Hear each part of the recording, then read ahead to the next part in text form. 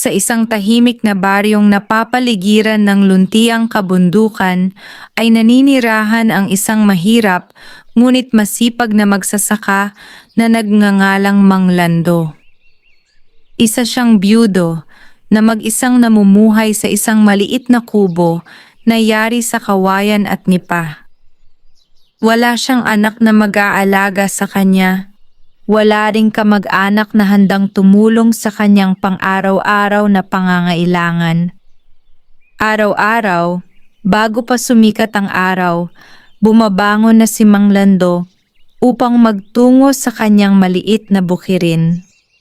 Bitbit niya ang lumang asarol at isang supot ng kanin na may kaunting tuyo bilang tanghalian. Sa kabila ng kanyang kasipagan, tila hindi siya pinagpapala ng kapalaran. Madalas ay natutuyo ang kanyang mga pananim dahil sa matinding init at kung minsan na may sinisira ng malalakas na ulan ang lahat ng kanyang pinaghirapan. Ngunit hindi kailanman nawalan ng pag-asa si Mang Lando. Naniniwala siyang darating din ang araw na gaganda ang kanyang buhay kung patuloy lamang siyang magsisikap at gagawa ng mabuti sa kapwa. Sa gilid ng kanyang bukirin ay may isang napakatandang puno ng balete. Napakalaki nito, halos 10 tao ang kailangan upang mapalibutan ng puno. Makapal ang mga ugat nitong nakausli sa lupa at tila yumayakap sa buong paligid. Takot na takot ang mga taga-baryo sa punong iyon. Ayon sa matatanda, may diwata raw na naninirahan doon. Marami nang nagtangkang putulin ang puno ngunit hindi nagtagumpay.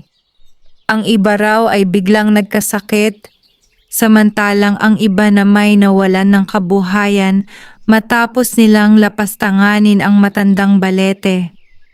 Dahil dito, walang sino mang lumalapit sa puno kapag sumasapit ang gabi. Ngunit iba si Mang Lando. Hindi siya naniniwala sa pananakot. Ang tanging alam niya ay igalang ang kalikasan. Tuwing daraan siya sa ilalim ng malaking balete, ay bahagya siyang yumuyuko bilang paggalang. Hindi ko man alam kung may naninirahan dito, ang bawat puno ay may buhay at nararapat lamang na igalang. Madalas niyang sabihin sa sarili. Isang tanghaling tapat, matapos ang mahabang oras ng pagbubungkal, naupo siya sa lilim ng matandang puno upang magpahinga. Napansin niyang tila nanunuyo ang paligid ng puno. Maraming basurang iniwan ng ilang kabataang dumaan noong nakaraang gabi. Tahimik niyang pinulot ang mga plastik, bote at iba pang kalat. Pagkatapos ay inayos niya ang mga batong nakaharang sa maliliit na ugat ng puno upang hindi ito masaktan. Hindi niya ito ginawa dahil umaasa siyang may kapalit. Ginawa niya ito dahil naniniwala siyang ang kalikasan ay parang tahanan ng tao. Habang ginagawa niya iyon ay biglang umihip ang malamig na hangin. Nagtilian ang mga ibon sa itaas. Bahagyang gumalaw ang mga sanga kahit wala namang bagyo. Napalingon si Mang Lando ngunit wala siyang nakita. Nagpatuloy lamang siya sa paglilinis. Makalipas ang ilang sandali ay napansin niyang tila mas maliwanag ang paligid. Ang dating tuyong damuhan ay tila naging sariwa. Ang mga bulaklak na halos nalalanta ay muling namukadkad, napangiti siya. Siguro'y gumaganda lang ang panahon, sabi niya. Hindi niya alam na may 2 matang tahimik na nakamasid sa kanya mula sa loob ng punong balete. Sa kaibuturan ng punong iyon ay may isang mahiwagang tahanan na hindi nakikita ng ordinaryong tao. Doon naninirahan ang isang napakagandang diwata na nagngangalang Amihan. Mahaba ang kanyang makinang na buhok na tila sinag ng buwan. Ang kanyang kasuotan ay yari sa mga dahong kumikislap na parang esmeralda at ang kanyang tinig ay banayad na tila awit ng hangin. Matagal na niyang binabantayan ang kagubatan. Marami na siyang nakitang taong sakim. May mga nagtangkang sunugin ang kagubatan upang makakuha ng lupa. May mga pumutol ng mga puno para lamang yumaman. May mga nanghuli ng mga hayop ng walang awa. Ngunit sa lahat ng taong nakita niya sa loob ng maraming taon, si Mang Lando lamang ang kusang gumalang sa kalikasan nang walang hinihinging kapalit. Tahimik na ngumiti si Amihan. Sa wakas, may isang taong tunay na mabuti ang puso. Lumipas ang mga araw, patuloy ang paghihirap ni Mang Lando. Isang umaga ay halos wala na siyang makain.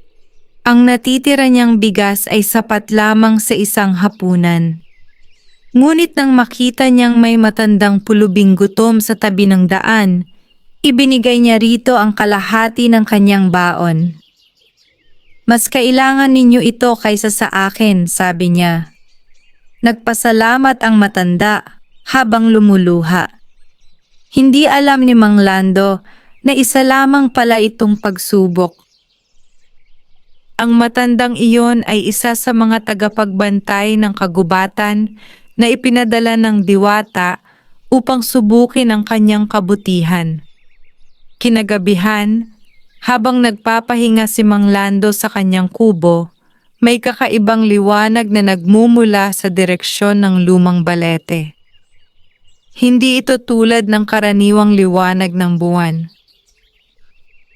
Mistulang libo-libong alitaptap ang sabay-sabay na sumasayaw sa paligid ng puno.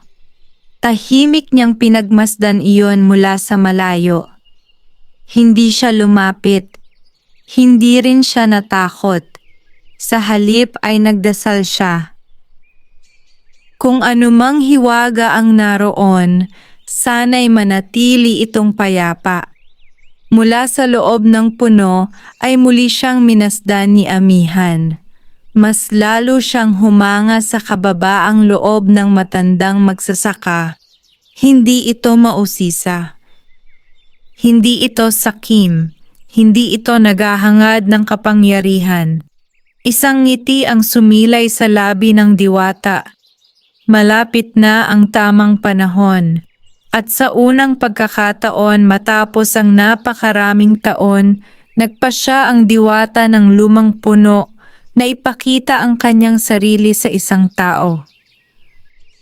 Ang taong iyon ay walang iba, kundi ang mahirap, ngunit mabuting magsasakang si Mang Lando.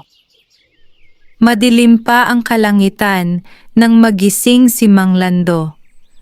Tulad ng nakasanayan, naghanda siya ng kaunting lugaw mula sa huling dakok ng bigas na natitira sa kanyang tapayan. Pagkatapos kumain ay kinuha niya ang kanyang lumang asarol at nagtungo sa bukirin. Habang naglalakad, napansin niyang tila mas sariwa ang simoy ng hangin. Ang mga ibong dati bihirang umawit ay nagsisiliparan sa paligid ng matandang balete. Ang mga bulaklak na dati nalalanta ay namumukadkad na parang may bagong buhay. Huminto siya sa ilalim ng puno at magalang na yumuko. "Maraming salamat sa lilim na ibinibigay mo sa akin araw-araw," mahina niyang sambit. Hindi niya alam na narinig iyon ng diwata. Sa loob ng mahiwagang puno, tahimik na pinagmamasdan ni Amihan ang bawat kilos ng magsasaka. Ilang araw na niya itong sinusubaybayan at lalo lamang niyang nakikita ang kabutihan ng puso nito. Hindi nagtagal ay nagsimulang dumilim ang kalangitan Kahit katanghaliang tapat pa lamang. Umihip ang malamig na hangin at marahang kumaluskos ang mga dahon ng balete. Napalingon si Mang Lando. Mula sa likod ng puno ay unti-unting lumitaw ang isang napakagandang babae na tila nababalutan ng gintong liwanag. Ang mahaba nitong buhok ay sumasabay sa ihip ng hangin at ang kanyang kasuotan ay yari sa mga dahong kumikislap na parang may hamog sa umaga. Napaatras si Mang Lando sa pagkabigla. "Huwag kang matakot," banayad na wika ng babae. Sino po kayo?" "Ako ang diwata na matagal nang nagbabantay sa punong ito. Ako si Amihan." Napayuko agad si Mang Lando bilang paggalang. "Hindi ko po alam na totoo pala ang mga kwento ng mga matatanda. Marami ang naniwala sa aking pag-iral, ngunit kakaunti lamang ang gumalang sa tahanang ito." Tahimik na nakinig ang magsasaka. "Nakita ko ang lahat ng iyong ginawa. Nilinis mo ang paligid ng puno. Inalagaan mo ang mga ugat nito. Tinulungan mo ang isang matandang gutom kahit ikaw mismo ay halos wala nang makain." Napangiti lamang si Mang Lando. "Wala pong espesyal doon. Kung may kakayahan akong tumulong, ginagawa ko lamang ang tama." Mas lalo pang humanga ang diwata. "Maraming tao ang mabait kapag may kapalit. Ngunit ikaw, gumagawa ka ng kabutihan kahit walang nakakakita." Tahimik ang paligid.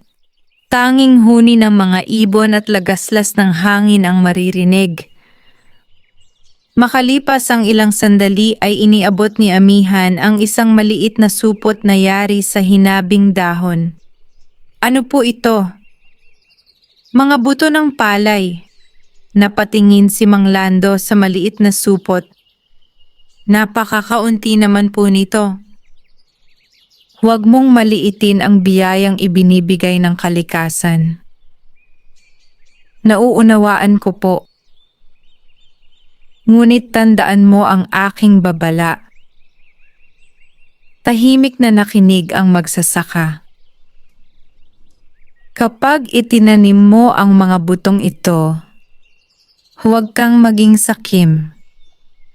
Ang unang ani ay ibahagi mo sa mga nagugutom. Huwag mong ipagmalaki ang iyong magiging biyaya at kailanman ay huwag mong puputulin ang punong ito."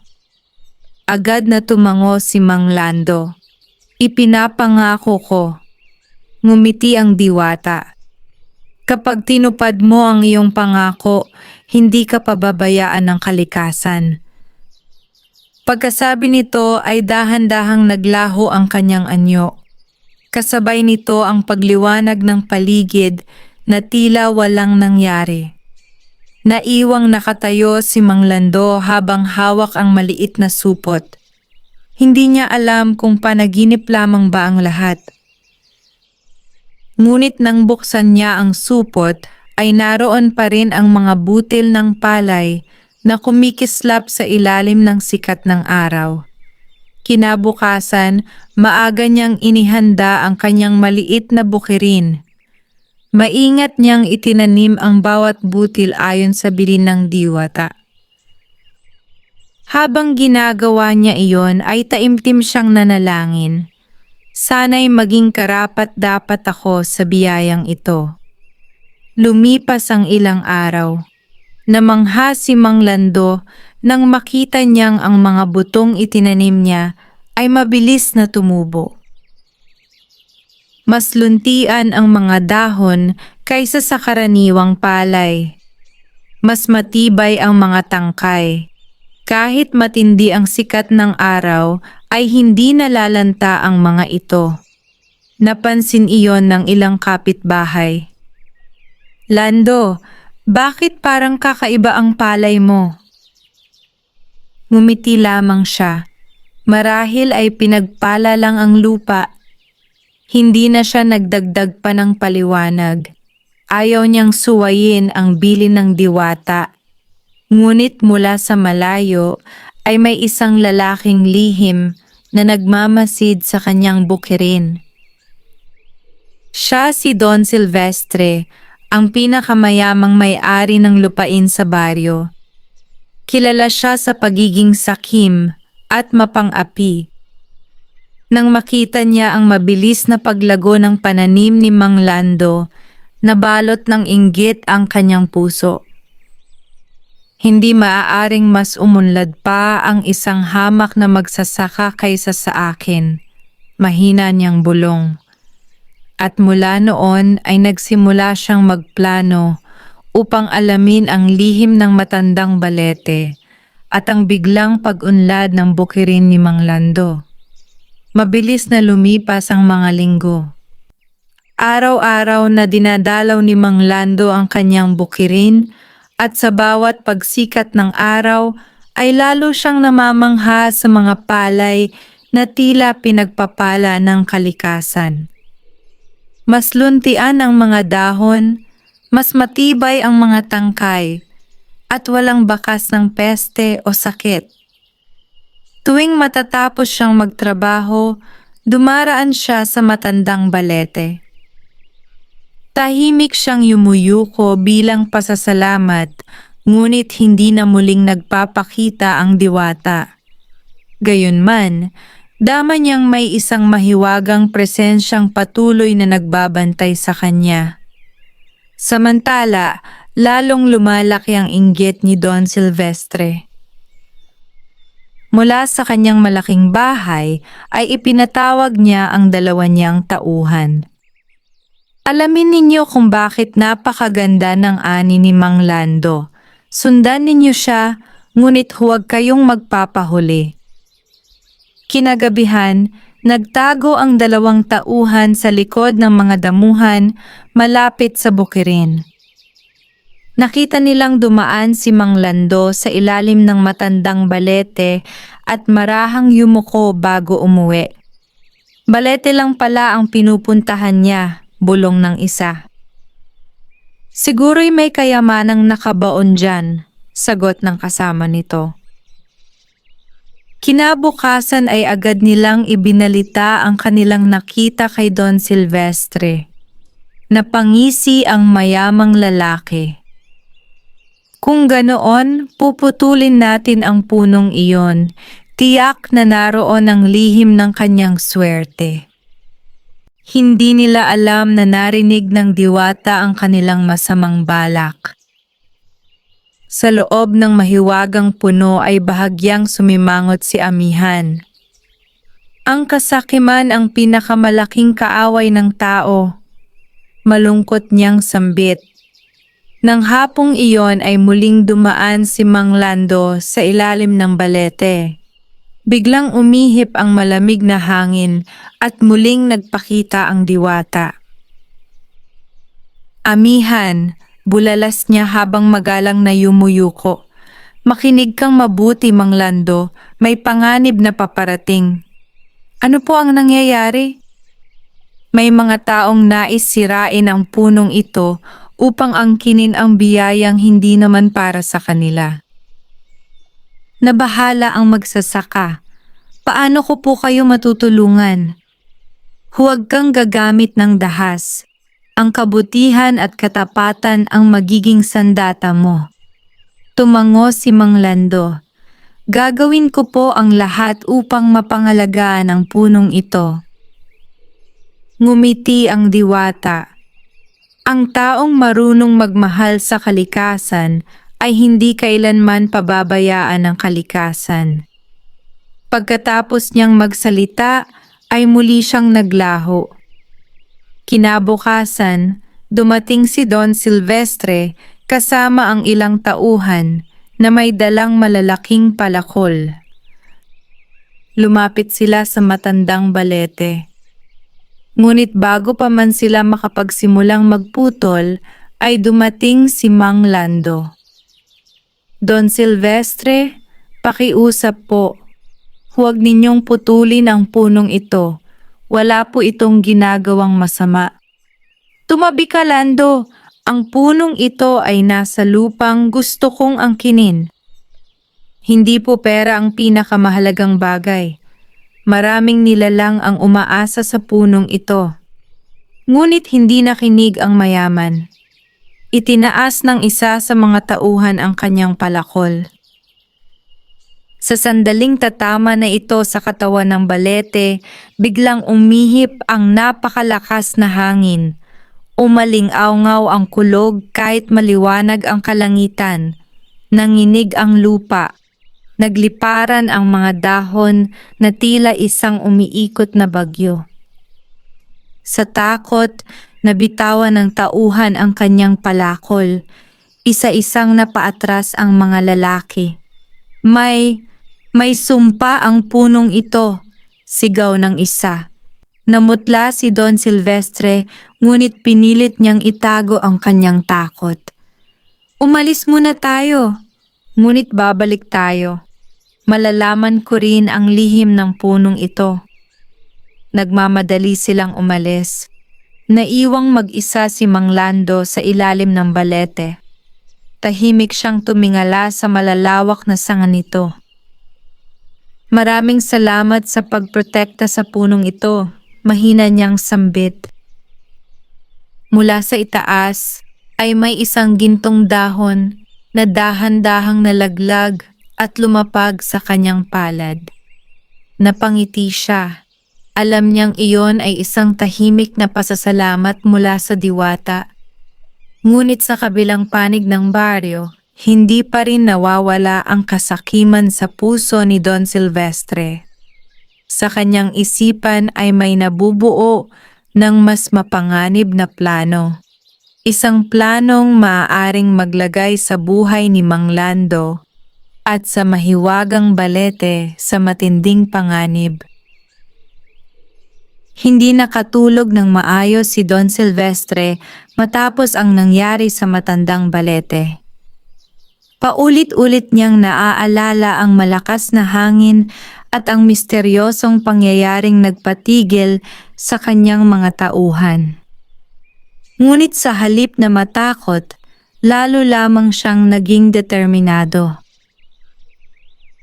Kung may hiwagang nagtatago sa punong iyon, dapat ay mapasakamay ko ito, wika niya sa sarili. Kinabukasan, ipinatawag niya ang kanyang pinakapinagkakatiwalaang tauhan. Huwag na kayong magdala ng palakol. Sundan lamang ninyo si Mang Lando araw at gabi. Sigurado akong may lihim siyang itinatago. Agad namang sumunod ang mga tauhan. Samantala si Mang Lando ay abala pa rin sa pag-aalaga ng kanyang bukirin. Habang papalapit ang panahon ng anihan, lalo niyang napapansin ang kasaganaan ng kanyang mga pananim. Ang mga uhay ay mabibigat at kulay ginto, tila sumasayaw sa bawat ihip ng hangin. Marami sa kanyang mga kapitbahay ang namangha. Lando, napakaganda ng ani mo. Anong pataba ang ginamit mo? Ngumiti lamang siya. Masipag lang po akong nag-alaga sa bukirin. Hindi niya kailanman binanggit ang tungkol sa diwata at sa mahiwagang mga buto ng palay. Pagsapit ng gabi, muli siyang nagtungo sa matandang balete upang magpasalamat. Pagdating niya roon, isang banayad na liwanag ang bumalot sa paligid. Unti-unting lumitaw si amihan. Mang Lando, malumanay niyang tawag. Magandang gabi po, amihan. Nakikita ko ang katapatan mo. Hindi mo ipinagmamalaki ang biyayang natanggap mo kahit marami ang nagtatanong. Ang biyayang ito ay hindi akin lamang. Ito ay regalo ng kalikasan. Napangiti ang diwata. Malapit nang dumating ang unang ani. Naaalala mo ba ang iyong ipinangako? Opo, ang unang ani ay ibabahagi ko sa mga nagugutom. Tumango si amihan. Iyan ang tunay na yaman, ang pusong marunong magbahagi. Pagkatapos ay iniabot niya kay Mang Lando ang isang maliit na banga na yari sa luwad. Ano po ito? Kapag napuno mo ito ng malinis na tubig at inilagay sa gitna ng iyong bukirin tuwing kabilugan ng buwan, hindi matutuyo ang iyong mga pananim. Magalang na tinanggap iyon ni Mang Lando. Maraming salamat po. Ngunit tandaan mo, huwag na huwag mong gagamitin ang biyayang ito upang yumaman sa kapinsalaan ng iba. Ipinapangako ko po. Muling naglaho ang diwata. Lingid sa kanilang kaalaman, may isang tauhan ni Don Silvestre na nagtatago sa likod ng makapal na damuhan. Hindi niya narinig ang kanilang pag-uusap, ngunit nakita niyang tila may kakaibang liwanag sa ilalim ng balete at may iniabot ang diwata kay Mang Lando. Agad siyang tumakbo pabalik sa malaking bahay. Ginoo, totoo ang mga sabi-sabi. May isang mahiwagang babae sa ilalim ng balete. Napangiti si Don Silvestre. Kaya pala, hindi si Mang Lando ang lihim. Ang diwata mismo ang dapat kong mahuli. Nagningning ang kanyang mga mata sa kasakiman. Kapag nahuli ko ang diwata, mapapasakin ang lahat ng kanyang kapangyarihan. Samantala, dumating na ang araw ng pag-aani. Tinulungan ng ilang mahihirap na kapitbahay si Mang Lando sa pagputol ng mga uhay ng palay. Labis silang namangha sa dami ng ani. Hindi nila inasahang ang maliit na bukirin ay makapagbibigay ng napakaraming sako ng palay. Tulad ng kanyang ipinangako, ipinamahagi ni Mang Lando ang unang bahagi ng kanyang ani sa mga byuda, matatanda at mga pamilyang kapos sa pagkain. May mga batang matagal nang hindi nakakain ng sapat na kanin ang muling nabusog. Maraming napaluha sa kanyang kabutihan. Lando, bakit mo ibinibigay ang bunga ng iyong pinaghirapan? Tanong ng isang matanda. Ngumiti siya. Kapag ang biyaya ay ibinahagi, lalo itong dumarami. Mula sa malayo, tahimik na pinagmamasdan ni Amihan ang lahat ng nangyayari. Punong-puno ng galak ang kanyang puso. Ngunit sa kabilang dako ng baryo, naghahanda na si Don Silvestre ng isang bitag. Hindi na niya nais ang palay o ang bukirin.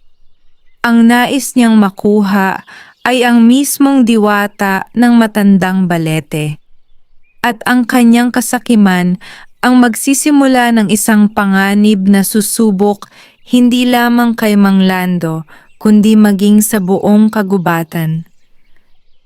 Lumipas ang ilang araw matapos ang masaganang ani ni Mang Lando. Ang buong baryo ay puno ng pasasalamat dahil maraming pamilyang nagutom sa mga nagdaang buwan ang nabigyan niya ng bigas. Dahil dito, lalo siyang iginalang ng mga tao. Ngunit may isang taong hindi natuwa sa kanyang kabutihan, si Don Silvestre. Habang pinagmamasdan niya ang mga taong masayang umuuwi na may dalang bigas, lalo lamang siyang nilamon ng inggit. Hindi dapat siya ang hinahangaan ng baryo. Ako ang pinakamayaman rito, madiin niyang wika. Kinagabihan, lihim niyang ipinatawag ang isang matandang mangkukulam na kilala sa Karatig Bayan. Dumating ang matanda na nakasuot ng maitim na balabal. Bakit mo ako ipinatawag? Tanong nito. May diwata sa matandang balete. Gusto kong mahuli siya at mapasakamay ang kanyang kapangyarihan. Tahimik na napabuntong hininga ang matanda. Hindi magandang kalabanin ang mga tagapagbantay ng kalikasan. Hindi ako umatras para lamang sa babala. Napailing ang matanda. Kung ipipilit mo ang iyong balak, tandaan mong may kapalit ang bawat kasakiman. Ngunit hindi na nakinig si Don Silvestre. Ipinagawa niya ang isang malaking lambat na hinabi mula sa matitibay na hibla ng yantok at pinahiran ng mga halamang sinabing nakapagpapahina sa mga nilalang na may mahika. Samantala, walang kamalay-malay si Mang Lando sa masamang balak. Patuloy siyang namumuhay ng payak. Isang hapon, habang nagdidilig siya ng mga gulay sa tabi ng kanyang kubo, may dumating na isang batang babae na payat at halatang gutom. "May makakain po ba kayo?" Mahina nitong tanong. Ngumiti si Mang Lando. Bagaman kaunti na lamang ang natitira niyang pagkain, inilabas niya ang isang mangkok ng mainit na lugaw at ibinigay ito sa bata. "Kumain ka muna." Masayang nagpasalamat ang bata. Matapos itong makaalis, biglang umihip ang malamig na hangin. Pamilyar na ang simoy na iyon kay Mang Lando. Paglingon niya sa matandang balete, ay nakita niyang muli ang diwata, Amihan. "Isa na naman iyong pagsubok." "Nagsubok po?" "Ang batang pinakain mo ay isa sa mga espiritong tagapagbantay ng kagubatan." Napangiti si Mang Lando. "Hindi ko naman po alam. Bata lamang ang nakita ko." "Iyan ang dahilan kung bakit karapat-dapat ka sa biyaya. Hindi mo pinipili kung sino ang tutulungan." Ngunit biglang nagbago ang ekspresyon ng diwata. "Nararamdaman ko ang panganib." "Ano po ang nangyayari?" "May mga taong naghahanda upang hulihin ako." Nagulat si Mang Lando. "Hindi ko po hahayaang mangyari iyon." "Huwag kang magpadala sa galit. Ang tunay na lakas ay nasa katapatan at kabutihan." Tumango siya. "Gagawin ko ang lahat upang maprotektahan kayo." Pagsapit ng gabi, dahan-dahang lumapit si Don Silvestre at ang kanyang mga tauhan sa matandang balete. Tahimik nilang inilatag ang malaking lambat sa paligid ng puno. Nagtago sila sa mga palumpong habang naghihintay. Makalipas ang ilang sandali, nagsimulang kumislap ang paligid. Unti-unting lumitaw si Amihan. Sa sandaling iyon ay sumigaw si Don Silvestre. "Ngayon!" Sabay-sabay nilang hinila ang lambat. Ngunit bago pa man tuluyang matakpan ng diwata, dumating si Mang Lando na noon ay pauwi na mula sa bukirin. "Huwag!" sigaw niya. Mabilis niyang itinulak ang lambat palayo sa diwata. Dahil dito, siya mismo ang natabunan ng mabigat na lambat at bumagsak sa lupa. "Takbo, Amihan!" sigaw niya. Sa isang iglap ay nagliwanag ang buong paligid. Umihip ang napakalakas na hangin. Kumikislap na mga dahon ang umikot sa paligid ng puno. Napaatras sa takot ang mga tauhan ni Don Silvestre. Ngunit hindi agad nakatakas si Mang Lando. Nananatili siyang nakagapos sa ilalim ng lambat. Tiningnan siya ni Amihan na puno ng pag-aalala. Sa unang pagkakataon, nakita niya ang isang taong handang isakripisyo ang sariling buhay upang iligtas ang iba. At sa sandaling iyon, isang sinaunang kapangyarihang matagal nang natutulog sa loob ng matandang balete ang nagsimulang magising. Kasabay nito ay bahagyang yumanig ang buong kagubatan, hudyat na ang tunay na labanan sa pagitan ng kabutihan at kasakiman ay malapit nang magsimula. Nakalugmok si Mang Lando sa ilalim ng mabigat na lambat. Mahigpit ang pagkakabuhol nito, kaya halos hindi siya makagalaw. Pilit niyang itinataas ang kanyang ulo upang makita kung ligtas ang diwata. "Amihan, umalis na kayo." Mahina niyang sambit. Ngunit hindi siya iniwan ng diwata. Sa halip ay lumapit ito sa kanya, at sa kanyang mga palad ay nagsimulang magningning ang isang banayad na liwanag na kulay ginto. Unti-unti nitong hinawakan ng lambat. Sa isang iglap, ang lambat na gawa sa matitibay na hibla ay naging tuyong baging at kusang napigtas. Malaya na si Mang Lando. Nagulat si Don Silvestre at ang kanyang mga tauhan.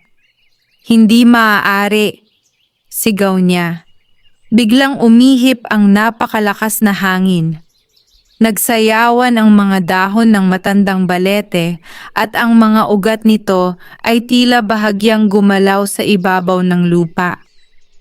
Hindi ito nanakit, ngunit sapat upang mapaatras ang mga taong may masamang balak.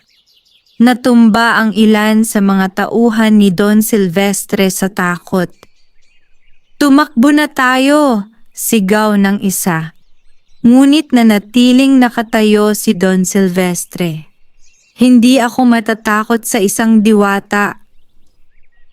Humakbang siya palapit sa puno, ngunit sa bawat hakbang ay tila lalong bumibigat ang kanyang mga paa, hanggang sa tuluyan na siyang hindi makagalaw. Ano ang nangyayari sa akin?" Lumapit si Amihan. "Hindi kita pinarurusahan. Ang sarili mong kasakiman ang nagpapabigat sa iyong puso." Napayuko si Don Silvestre, ngunit nanatili pa rin ang galit sa kanyang mga mata. Samantala, tumayo si Mang Lando at lumapit sa diwata. "Maraming salamat po sa pagliligtas sa akin." Umiling si Amihan. "Hindi ako ang nagligtas sa iyo. Nga po, ang iyong kabutihan ang tunay na nagligtas sa iyo. Ang kagubatan ay hindi kailanman tumatalikod sa taong may malinis na puso." Tahimik na yumuko si Mang Lando. Hindi siya humingi ng gantimpala. Hindi rin siya nagmalaki. Nais lamang niyang manatiling ligtas ang matandang balete at ang diwata.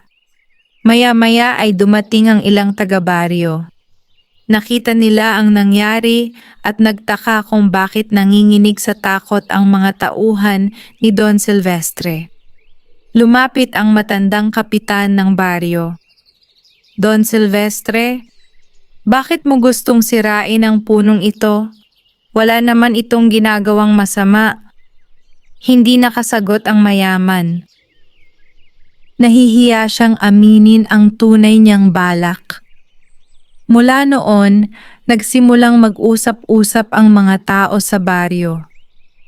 Napagkasunduan nilang walang sinuman ang maaaring magputol o manira sa matandang balete.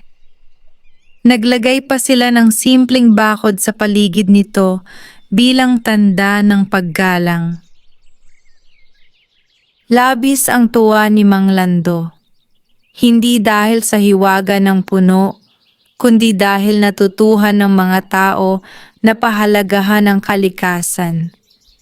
Kinagabihan, muling nagpakita si Amihan. "Mang Lando, nalampasan mo ang isa pang malaking pagsubok. Hindi ko po yon nagawa ng mag-isa. Ang taong marunong magpakumbaba ay lalo pang pinagpapala." Pagkatapos ay iniabot niya ang isang maliit na supot ng mga binhi. "Mga binhi po ba ulit ito?" "Oo, ngunit hindi lamang ito para sa iyo." "Tungkol saan po ang mga ito?" "Itanim mo ang mga ito sa bakanting lupa ng baryo. Kapag lumaki ang mga ito, mamumunga ang mga punong magbibigay ng pagkain at lilim sa maraming salinlahi." Masayang tinanggap ni Mang Lando ang regalo. Iyan po ang gagawin ko. Ngumiti si Amihan. Habang mas marami kang tinutulungang tao, lalo ring lalago ang biyayang ipinagkakaloob ng kalikasan. Pagkasabi niya ay muli siyang naglaho sa pagitan ng kumikislap na mga dahon. Ngunit sa kabilang dako ng baryo, habang nagpapagaling si Don Silvestre mula sa kahihiyan, lalo lamang tumitindi ang kanyang paghihiganti.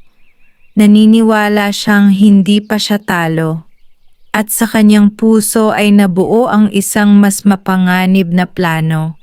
Isang planong maaaring magdala ng panganib hindi lamang kay Mang Lando at sa Diwata, kundi sa buong baryo. Ilang buwan ang lumipas matapos ang nabigong tangkang hulihin ni Don Silvestre ang Diwata. Dahil sa mga binhing ibinigay ni Amihan, nagsimulang mamunga ang mga punong itinanim ni Mang Lando sa paligid ng baryo. Nagbigay ang mga ito ng lilim, sariwang prutas at bagong pag-asa sa mga tao. Lalong minahal ng mga taga-baryo si Mang Lando. Hindi dahil siya ay yumaman, kundi dahil hindi nagbago ang kanyang mabuting puso. Nanatili siyang mapagpakumbaba at laging handang tumulong sa sino mang nangangailangan. Ngunit isang malaking pagsubok ang dumating. Halos 3 buwan na walang ulan. Unti-unting natuyo ang mga sapa at ilog. Nagsimulang matuyo ang mga palayan at gulayan. Ang mga alagang hayop ay nahirapang makahanap ng maiinom na tubig. Nabalot ng pangamba ang buong baryo. Nagtipon ang mga tao sa liwasan. Kung magpapatuloy ang tagtuyot, wala na tayong aanihin. Paano na ang ating mga pamilya? Kahit ang mayayamang magsasaka ay nagsimulang mawala ng pag-asa, ngunit kakaiba ang nangyayari sa bukirin ni Mang Lando. Bagamat mainit ang panahon, nananatiling luntian ang kanyang mga pananim. Hindi nalalanta ang mga ito at tila laging may sapat na tubig. Napansin iyon ni Don Silvestre. Lihim na naman ng Diwata ang dahilan nito, galit niyang bulong. Samantala naalala ni Mang Lando ang maliit na banga na ibinigay ni Amihan. Tuwing gabi, pinupuno niya ito ng malinis na tubig at inilalagay sa gitna ng kanyang bukirin gaya ng itinuro ng Diwata. Hindi siya nagdamot sa biyayang natanggap. Araw-araw ay pinapapasok niya ang kanyang mga kapitbahay upang kumuha ng tubig para sa kanilang mga pananim at mga alagang hayop. "Salamat, Mang Lando," sabi ng isang matandang magsasaka. "Kung hindi dahil sa iyo, matagal nang namatay ang aming mga gulay." Ngumiti lamang si Mang Lando. Ang biyaya ay para sa lahat. Nang gabing iyon, muli siyang nagtungo sa matandang balete. Tahimik na lumitaw si Amihan. "Nakikita ko ang iyong ginagawa. Hindi ko po kayang panooring naghihirap ang aking mga kababaryo. Iyan ang dahilan kung bakit patuloy kang pinagpapala." Biglang naging seryoso ang Diwata. "Ngunit mag-ingat ka." "Bakit po?" "May isang taong hindi pa rin natututo sa kanyang mga pagkakamali." Naunawaan agad ni Mang Lando kung sino ang tinutukoy nito. Samantala, lihim na nagpulong si Don Silvestre at ang kanyang mga tauhan. Kung hindi natin makuha ang kapangyarihan ng Diwata, sisirain natin ang buong kagubatan. Kapag wala na ang kagubatan, mawawala rin ang kanyang lakas. Nagulat ang ilan niyang tauhan. "Ginoo, Baka mapahamak tayong lahat. Hindi ako umatras para lamang sa takot. Kinabukasan, madaling araw pa lamang ay nagtungo sila sa kagubatan na may dalang mga sulo at matutulis na palakol. Nang makita ito ng mga ibon at mga hayop, nagtakbuhan ang mga ito palayo. Mula sa malayo, napansin ni Mang Lando ang makapal na usok na unti-unting umaakyat sa himpapawid. Nanlaki ang kanyang mga mata. Ang kagubatan. Agad siyang tumakbo patungo sa matandang balete. Kasabay nito, mula sa loob ng puno, ay naramdaman ni Amihan ang papalapit na panganib. Sa unang pagkakataon sa napakahabang panahon, nabalot ng lungkot ang kanyang mukha. Alam niyang kung tuluyang masisira ang kagubatan, hindi lamang ang kanyang tahanan ang mawawala. Mawawala rin ang balanse ng kalikasan na matagal na niyang pinangangalagaan. At habang papalapit si Mang Lando sa pinagmumulan ng usok, alam niyang ang pinakamahirap na pagsubok sa kanyang buhay ay nagsisimula pa lamang. Mabilis na tumakbo si Mang Lando patungo sa kagubatan. Habang papalapit siya, lalo niyang naaamoy ang makapal na usok. Ang mga ibon ay nagliliparan sa himpapawid at ang mga usa, kuneho at iba pang maiilap na hayop ay nagtatakbuhan palayo sa nagbabadyang apoy. Pagdating niya, nakita niyang sinisilaban ng mga tauhan ni Don Silvestre ang mga tuyong damo sa paligid ng kagubatan. "Tigil!" malakas niyang sigaw. Lumingon si Don Silvestre at napangiti. "Huli ka na, Mang Lando. Kapag nawala ang kagubatang ito, mawawala rin ang diwata. Maraming inosenteng nilalang ang madadamay. Wala akong pakialam. Ang mahalaga ay mapasakin ng kapangyarihan." Hindi na nag-aksaya ng oras si Mang Lando. Mabilis siyang tumakbo patungo sa mga taga-baryo upang humingi ng tulong. Nasusunog ang kagubatan. Kailangan nating iligtas ito. Hindi nagdalawang isip ang mga tao. Kumuha sila ng mga timba, tapayan, at anumang maaaring lagyan ng tubig. Ang mga kababaihan, kalalakihan, at maging ang mga kabataan ay sama-samang nagtungo sa kagubatan. Bumuo sila ng mahabang hanay mula sa ilog hanggang sa nasusunog na bahagi ng gubat. Isa-isang ipinapasa ang mga timba ng tubig. Ngunit dahil sa matinding init at tagtuyot, mabilis pa ring lumalaki ang apoy. Sa gitna ng kaguluhan, biglang kumislap ang matandang balete. Unti-unting lumitaw si Amihan. Hindi tulad ng dati, maputla ang kanyang mukha at tila nanghihina. "Nasasaktan ng kagubatan," mahina niyang sabi. Nang makita siya ni Mang Lando, ay agad siyang lumapit. "Paano po namin kayo matutulungan?" "Iligtas ninyo ang mga puno. Hanggat may buhay ang kagubatan, may pag-asa pa." Agad na sumigaw si Mang Lando sa mga tao. "Huwag tayong susuko para sa ating baryo at para sa ating kagubatan." Lalong nagsikap ang mga taga-baryo. Samantala, nagsimulang magbago ang ihip ng hangin. Nagsama-sama ang maiitim na ulap sa ibabaw ng kagubatan. Napatingala ang lahat. Isang malakas na kulog ang umalingaw-ngaw. Maya-maya ay bumuhos ang malakas na ulan. Unti-unting namatay ang apoy hanggang sa tuluyan itong mawala. Napaluhod ang mga tao sa tuwa. Salamat. Nasagip ang kagubatan. Si Don Silvestre at ang kanyang mga tauhan ay nagtangkang tumakas, ngunit hinarang sila ng mga taga-baryo. "Labis na ang pinsalang ginawa ninyo," sabi ng kapitan ng baryo. Nahihiyang yumuko ang ilan sa mga tauhan ni Don Silvestre. Aminado silang nagkamali sa pagsunod sa kanyang utos. Ngunit si Don Silvestre ay nanatiling tahimik. Habang pinagmamasdan niya ang kagubatang muling nabuhay dahil sa ulan, unti-unti niyang naisip ang laki ng pinsalang muntik na niyang idulot. Lumapit si Mang Lando sa kanya. Don Silvestre, hindi pa huli ang lahat, maaari pa kayong magbago. Hindi agad sumagot ang mayamang lalaki.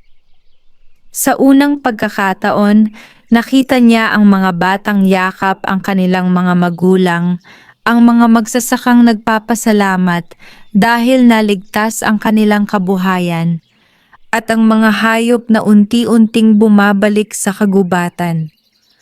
Unti-unting nawala ang galit sa kanyang puso at napalitan ito ng matinding pagsisisi. Lumapit siya sa matandang balete at lumuhod. Patawad sa lahat ng aking nagawa, nilamon ako ng kasakiman. Tahimik na lumapit si Amihan. Tunay na pagsisisi ang unang hakbang sa pagbabago. Pagkasabi niya nito ay muling lumiwanag ang buong kagubatan. Ang mga punong bahagyang nasunog ay nagsimulang magkaroon ng bagong usbong, na puno ng pag-asa ang puso ng lahat. Ngunit sinabi ni Amihan na may isa pang huling pagsubok na kailangang harapin bago tuluyang maibalik ang kapayapaan sa kagubatan at sa buong baryo. At ang pagsubok na iyon ang magpapasya sa magiging kapalaran ng lahat. Matapos ang malaking sunog na muntik ng sumira sa kagubatan, nagsimulang bumalik ang sigla ng buong baryo. Ang mga punong nasunog ay nagkaroon ng mga bagong usbong, ang mga ibon ay muling nagbalikan, at ang malinaw na batis ay muling umagos. Tinupad ni Don Silvestre ang kanyang pangako. Kasama ang kanyang mga tauhan, araw-araw silang nagtatanim ng mga bagong puno sa mga bahaging nasira ng apoy. Hindi na siya nagsuot ng mamahaling kasuotan kapag nagtatrabaho. Katulad ng ibang magsasaka, humahawak na rin siya ng pala at asarol. Marami ang nagulat sa kanyang pagbabago. Ngunit si Mang Lando ay hindi nagtanim ng sama ng loob. Ang taong tunay na nagsisisi ay nararapat bigyan ng pagkakataong magbago, madalas niyang sabihin. Isang gabi, muling nagliwanag ang matandang balete. Tahimik na lumapit si Mang Lando. Naroon si Amihan, ngunit mas maliwanag ang kanyang anyo kaysa dati. Mang Lando, malumanay niyang tawag. Opo, Amihan. Malapit nang matapos ang aking tungkulin sa kagubatang ito. Nagulat si Mang Lando. Ano po ang ibig ninyong sabihin? Sa loob ng napakahabang panahon, ako ang naging tagapagbantay ng punong ito. Ngunit darating ang panahon na ang mga tao na mismo ang dapat maging tagapangalaga ng kalikasan. Nalungkot si Mang Lando. Hindi ba namin kayo makakasama? Ngumiti si Amihan. Ang bawat nilalang ay may takdang panahon. Ngunit bago ako tuluyang umalis, may isa kang huling pagsubok. Ano po iyon? Bukas ng umaga, makakakita ka ng isang bagay na labis mong nanaisin. Kapag pinili mo ang pansariling kapakanan, mawawala ang lahat ng biyayang natanggap mo. Ngunit kung pipiliin mo ang kabutihan, mananatili ang pagpapala sa buong baryo. Tumango si Mang Lando. Gagawin ko ang tama. Kinabukasan, habang naglalakad siya malapit sa balete, may nasilayan siyang isang malaking baul na yari sa ginto. Nang buksan niya ito, kumislap ang napakaraming gintong barya, mamahaling alahas at mahahalagang bato. Hindi pa siya nakakakita ng ganoong kalaking kayamanan. Sa loob ng baul ay may isang sulat. Ang kayamanang ito ay magiging iyo kung itatago mo ito para sa sarili mo. Tahimik na napaisip si Mang Lando. Naalala niya ang mga taon ng paghihirap, gutom at pagod. Naalala rin niya ang mga batang kanyang pinakain, ang mga magsasakang kanyang tinulungan at ang mga pamilyang umaasa sa kanya. Matagal siyang nakatingin sa baul, pagkatapos ay isinara niya ito. Hindi ko kailangan ang kayamanang ito kung magiging dahilan ito ng kasakiman. Sa halip na iuwi ang baul, ipinatawag niya ang kapitan ng baryo at ang lahat ng mga mamamayan. Nakakita ako ng kayamanan. Kung ito man ay biyaya, nararapat lamang na makinabang ang buong baryo. Napaluha ang maraming tao. Kahit si Don Silvestre ay napayuko sa hiya. Lando, tunay kang may busilak na puso, sabi ng kapitan. Sa sandaling iyon, biglang naglaho ang baul. Napuno ng gintong liwanag ang paligid. Muling nagpakita si Amihan. Naipasa mo ang huling pagsubok. Ngumiti si Mang Lando. Wala pong kayamanang hihigit sa kapayapaan at pagkakaisa. Masayang tumango ang diwata. Ang puso mong hindi nasilaw sa ginto ang dahilan kung bakit karapat-dapat kang maging tagapag-ingat ng biyayang ito. Kasabay ng kanyang mga salita, namulaklak ang matandang balete sa unang pagkakataon sa loob ng maraming siglo. Ang buong kagubatan ay nabalot ng kakaibang liwanag. Ngunit sinabi ni Amihan na may isa na lamang siyang huling mensahe bago tuluyang magwakas ang kanyang pananatili sa mundo ng mga tao. At yun ang magbibigay ng bagong simula sa buhay ni Mang Lando at sa buong baryo. Pagsikat ng araw kinabukasan, muling nabalot ng ginintuang liwanag ang matandang balete. Ang mga ibon ay masayang umaawit, ang malamig na hangin ay banayad na humahaplos sa mga dahon at ang buong kagubatan ay tila nagdiriwang. Dumating si Mang Lando kasama ang mga taga-baryo.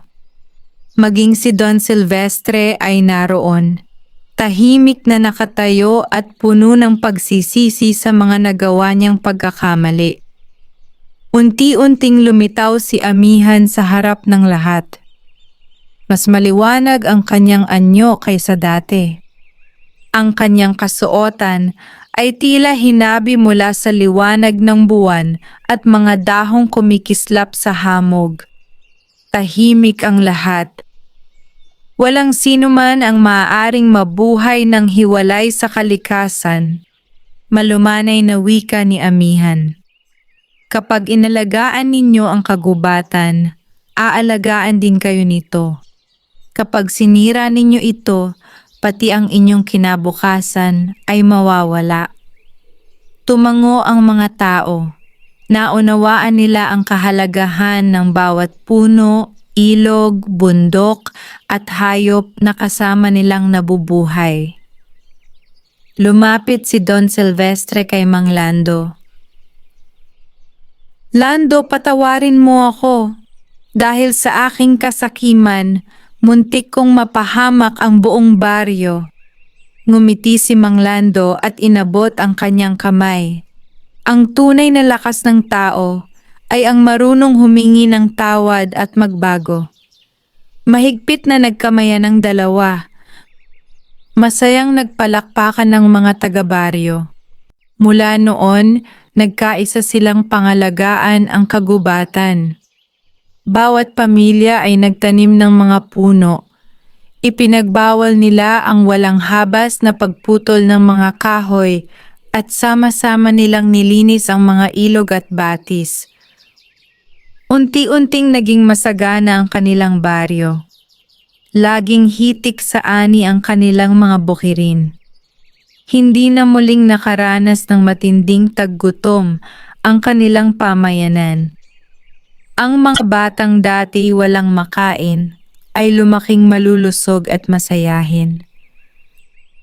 Ang mga punong itinanim ni Mang Lando ay lumaki at nagbigay ng lilim sa maraming salinlahi. Lumapit si Amihan kay Mang Lando sa huling pagkakataon. Mang Lando, natupad mo ang lahat ng aking hiniling. Maraming salamat po sa lahat ng inyong itinuro. Hindi ako ang dapat mong pasalamatan. Ang kabutihan ay matagal nang nasa puso mo. Ako ay naging gabay lamang. Napaluha si Mang Lando. Magkikita pa po ba tayong muli? Ngumiti si Amihan. Sa tuwing may taong magmamahal sa kalikasan, magbabahagi sa kapwa, at mamumuhay ng may kabutihan, naroon ang aking diwa. Unti-unti siyang nabalot ng matingkad na liwanag. Kasabay ng banayad na pag-ihip ng hangin, ang kanyang anyo ay naglaho at naging libo-libong kumikislap na munting liwanag na lumipad patungo sa mga sanga ng matandang balete. Mula noon, hindi na muling nakita ng sino man ang diwata. Ngunit nanatiling buhay ang kanyang alaala. Sa bawat pamumulaklak ng matandang balete, sinasabi ng mga matatanda na binibisita pa rin ni Amihan ang kagubatan upang tiyaking ligtas ang kanyang minamahal na tahanan. Lumipas ang maraming taon. Tumanda si Mang Lando bilang isang iginagalang na pinuno ng baryo. Hindi siya nakilala dahil sa kanyang yaman, kundi dahil sa kanyang kabutihan, katapatan, at pagmamahal sa kalikasan. Ang dating mahirap na magsasaka ay naging inspirasyon ng maraming tao. Ang matandang balete ay nanatiling nakatayo, matatag, luntian, at puno ng buhay. Hindi na ito kinatatakutan ng mga tao. Sa halip, ito ay naging sagisag ng pag-asa, pagkakaisa, at paggalang sa kalikasan. At sa tuwing may batang magtatanong kung totoo bang may diwata sa lumang puno, ngumingiti lamang ang mga matatanda at sasabihing, ang tunay na mahika ay hindi ginto o kapangyarihan. Ang tunay na mahika ay nasa pusong marunong magmahal, magpatawad at magbahagi. Kapag taglay mo ang mga iyon, pagpapalain ka ng buhay tulad ng pagpapala sa mabuting magsasakang si Mang Lando. Wakas.